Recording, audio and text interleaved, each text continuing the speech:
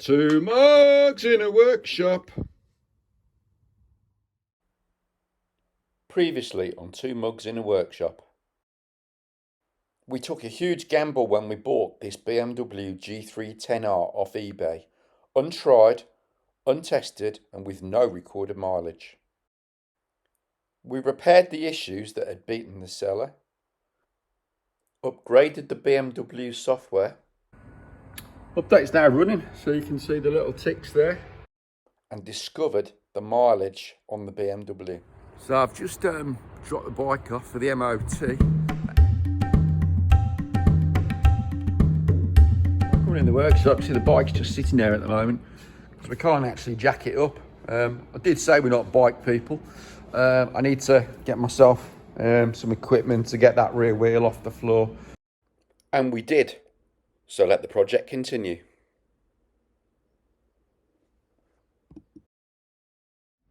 Hi, it's Ian at Two Mugs in the Workshop.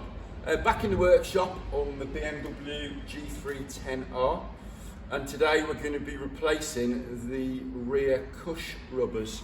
So, had the parts in as in the previous video. Make sure you take a look in episode 4. The Cush rubbers and a new rear sprocket. Might as well do that while we're there.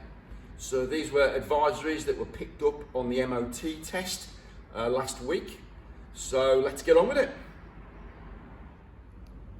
All of the procedure we'll follow today is fairly straightforward, to be honest, but I've got the BMW workshop instructions anyway.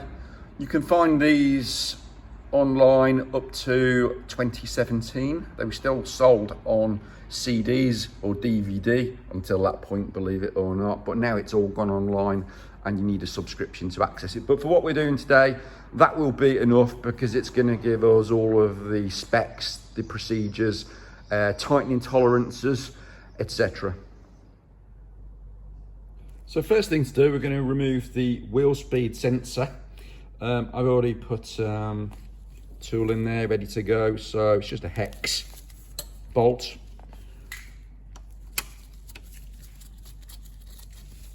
Spin that out.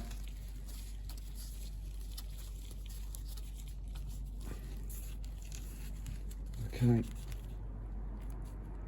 Wheel speed sensor, fortunately, it's coming out fairly easily. Just be very careful with that. Don't want to damage the wheel speed sensor. That's what they look like. And just place it off to the side, somewhere well out of the way where it won't get damaged. Okay, obviously put the bolt somewhere safe. Okay, so next thing you want to do is just make sure that the caliper's free. So just very gentle pressure against the caliper and the brake disc just to push them out a little bit. Okay, either side. Don't need much on it, just enough that when you turn the wheel, you can't hear the brake disc dragging against the pads.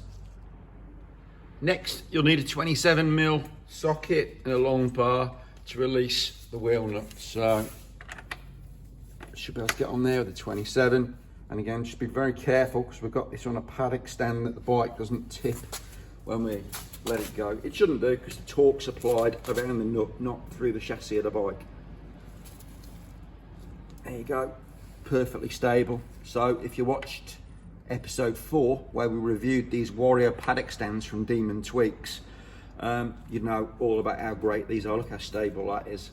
So no problem at all letting the nut go. Just holding on to the back of the bike as I do it, just in case. Okay, but now it's nice and loose, and we'll continue to loosen that off. So now I've loosened off the wheel nut. We can remove that.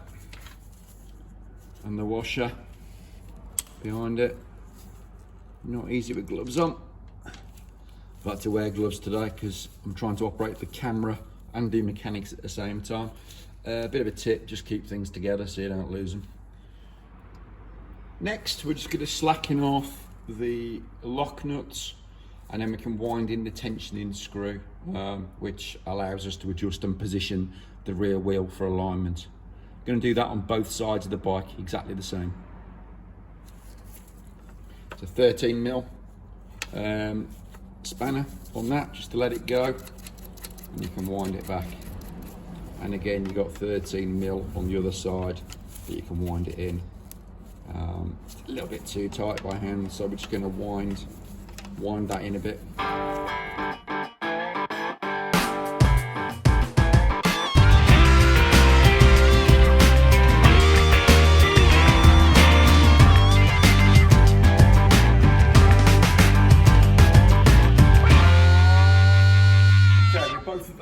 slackened on both sides. It's going to give the wheel a shove forwards. Might have to hold on to the paddocks down there just while we give it a quick budge. Okay. Yeah, it's moved on both sides as far as I can get it. Okay, so that's slacking the chain off now. And the next thing to do is we're going to remove the axle bolt.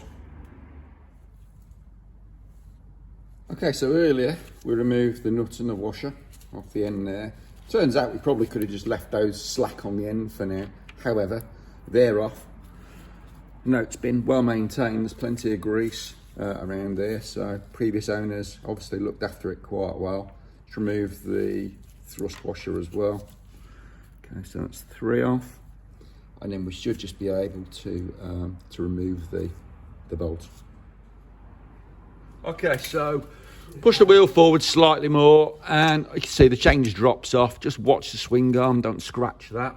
And then we're just going to give the axle nut a tap and we're going to pop it out the other side. Okay, so I'm going to give this a quick tap, see if it moves. There you go. Have to move through. There we go. Okay, so now I've knocked the bolt through, I'm just going to pull it from the other side. Marc's kindly going to support the wheel for us while we remove it. While he pulls it. While I pull it. Gently. And the bolts. Gently. Come on, son. There we go. Oh. And there we go. Axle bolts out. Now I'm going to smash it with it over the edge. I'm really tired. Oh! Just dropped out. You broke it! You broke it! Again. Right, Marc, the other mug in the workshop's disappeared now, so we should be safe to resume filming for a little while. Because some of the stuff he's just come out with was unbroadcastable, I've got to be honest. We'll be banned off YouTube before we've even started. So, with the wheel off, see the sprocket carrier. We'll remove that out of the way. And you can see here actually, when I first took it off, because I'll be honest, I did set this up for filming. You see this rubber here, it's completely in 2 different pieces, and that's the problem. That's what's been causing the play on this. They're completely worn and shot. So to explain the way the Cush works then, we touched on it in episode 4. It's a bit like a shock absorber really. You've got 4 little feet on the back of the sprocket carrier and the interlock between these rubbers, so that, as you can see, just like that. So as the power's applied and this starts to twist, the feet engage against the rubbers and they just take the initial shock out of it. Much like on a prop shaft, you've got the rubber couplings on a prop shaft. It allows for the smooth transfer of torque. When these rubbers are worn, you feel a bit of a snatching. It feels like it's snatching between gears, and I certainly felt it when I was riding back from the MOT station, which is why I think it's well worth taking these maintenance steps. So the rubbers, hopefully on this, are going to be easy to remove. That one's in pieces anyway.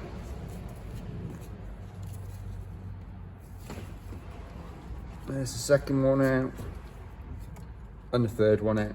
And obviously refitting is just going to be the complete opposite of removal, but we're going to make sure that we lube everything and make sure everything's hunky-dory as it goes back together. Okay, so here's the new Cush rubbers going in from BMW. They fit in nice and easy around the edges there, but the problem we think is going to come when we try and install the sprocket carrier in between them, because obviously there's not as much wear there now. You know, you've got smaller gaps, there's no wear on these rubbers. So as we try to engage the sprocket carrier, yeah, really tight that is. Okay, so I'm gonna put some silicone grease between each of those on the edges of each of the rubbers, reinstall them again, and then we'll have a go at putting the sprocket carrier on. Okay, so I've reinstalled the Cush rubbers now. I've already greased them. I'm just going to remove one just to show you briefly. I've just greased the ends of them. Don't need to grease the whole thing. and I've used this silicone grease, silicone multi-purpose grease. Use it on a few things. It actually protects rubber as well. It won't harm rubber at all. So believe you can use washing up liquid and water though. I don't think you need anything special on these, but I'm going with what the workshop instructions say. So let's see if we can get the sprocket carrier back in. Of course, we're also going to have to fit the new sprocket. So here it is from BMW, nice and shiny. There's actually some writing on the one side, so I'm going to fit it the same way around. They've got it writing side up. That's how the current one's fitted. So without further ado, I'm just going to swap that over. I'm not going to show you the procedure. It's just 6 bolts, but I did order some new nylock nuts to go on the back. Okay, so the new sprocket's on. I've got to be honest with you, I would have struggled on that if I hadn't had an airline in the workshop, an impact gun. The nuts on the back were really quite solid, so I wouldn't fancy doing that with hand tools. But if you've got a small impact gun, it should be all right getting those off. So definitely worth putting new nuts on there. I've already positioned the sprocket over the Cush, which we lubricated earlier. A quick push, and that's gone straight in, no messing. So silicone grease works quite nicely on that. Just watch your brake disc on the back of the wheel when you're doing it. Push down evenly and don't bend your brake disc or anything. Okay, so when we're reassembling, we've got this seal here, which BMW recommend to grease around this surface and around the inner surface as well. Now, they do say to use a high speed, high temperature grease, but to be honest with you, I did a bit of research. There doesn't seem to be much difference between them all. And I called M&C Motorcycles, and those boys said any grease you got lying around the workshop, because let's face it, these parts are going to come off that often that that you're going to be constantly greasing it anyway. So I've greased up both surfaces there, and then that seal can be refitted. Simply pushes in. Okay, so we've just roughly positioned the rear wheel, and note that the chain is up over the swing arm out of the way. You don't want to put the wheel on and find out that your chain isn't in the right place. So as Marc lifts the wheel up into place, I'll put the bolt through and just give it a tap from the other side. Go pull that bracket over that bush again. No, push the bush in. Oh, yeah. That's it. Yeah. There you go, try and give it up.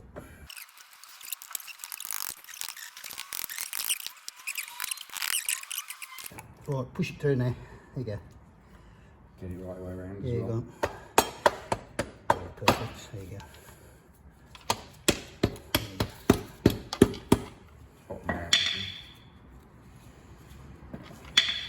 Okay, so that was a bit of a faff, but we got there in the end. Okay, Marc's just feeding the chain onto the sprocket, and then it's just a matter of adjusting the chain tension. Now, BMW are saying there should be 50mm of slack when the bike's sitting on the side stand, so we're just going to set it 50mm, I think, with it up on the paddock stand, and then we'll drop it on the floor and see what it goes to from there. But literally, it's just going to be the opposite of the installation on this. So, what we can see here, I thought I'd just give you a close-up, is if I move the light, you see that line across the top of that thrust washer? That lines up with those little teeth up on the top of the swing arm, and that's how you check whether it's lined up correctly either side. So the idea is that that line is in the same place on both sides. What we're going to do is we're going to wind the nut, the bolt out on the adjuster here, until we've got the chain in the right position with 50mm of slack in it, and then eventually you just lock off the lock nut back against this end. Okay, so as it was installed originally, really easy to do, just a bit of time consuming because you've got to get a spanner in there. Okay, so I've adjusted the chain. On the paddock stand, we've got about 20-25mm of deflection, but we need to measure that when it's sitting on the floor. Anywhere between 40 and 50 is the BMW recommended tolerance. So As we missed this in the last video, we're going to take the bike off the rear paddock stand. Hopefully the camera will continue to record this time and you'll get to see how easy it is to do. So Mark's going to help me just hold the bike as we do it.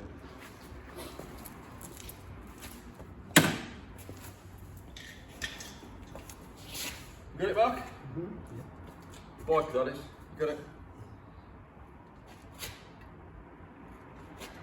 There we go. Easy as that. So just need to get the paddock stand out of the way.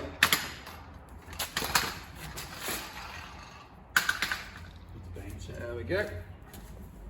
Put the side stand on and drop it down. Be careful. There we go.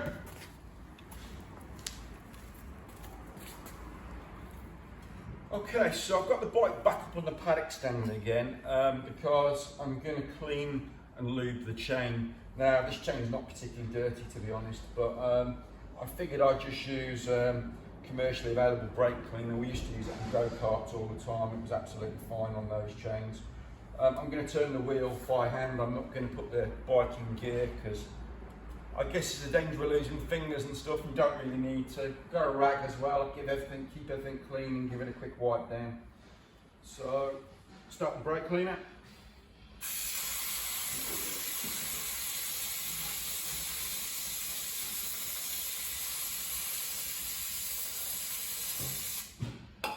You know when you've been around because you can see the link piece on the chain. Some sort of reference guide as to where you are. I'm just going to give that a quick wipe down with a rag. It's the most important thing on this is to get the grease and the grime off the chain. You can buy chain brushes as well, but like I said, this chain was actually brand new. It had been fitted by the chap I bought the bike off eBay, and it is right, he did put a new chain on there, I can see that. So give that a quick wipe down. That looks good. I'm just going to give it one more on the way around just to make sure I've got it all.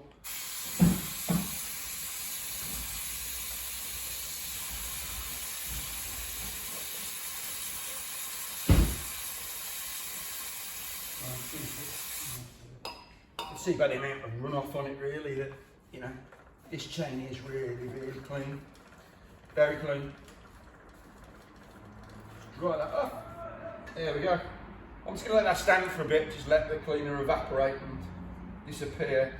And then I'm going to apply a chain lube. Now, because I'm in the trade, we get good prices on BMW stuff, so I thought why not just buy genuine BMW chain spray. No doubt it's far more expensive. It might not be the best on the market, I don't know, but in case you want to see it, it's called BMW Kitten Spray, and this is the stuff I'm actually going to put on the chain. Okay, with the chain cleaned off and it's all dry, I'm going to put some chain lube on. We don't need tons of the stuff because we should be, Marc doing silly things in the background, thank you for that. So with the chain cleaned off, it's all dry, I'm going to apply some chain lube. We don't need tons of the stuff on there. Just want to keep on top of the chain, maybe like once a week, every couple of rides, particularly after a wet day out and stuff. And the important bit really is to get the dirt off it and the grime. Protect that rear sprocket that we've just replaced. So let's just spray some of this on, let's see what it looks like. Again, I'm going to turn the wheel by hand as I do it. So I'll start on the link piece so I know where I'm starting from.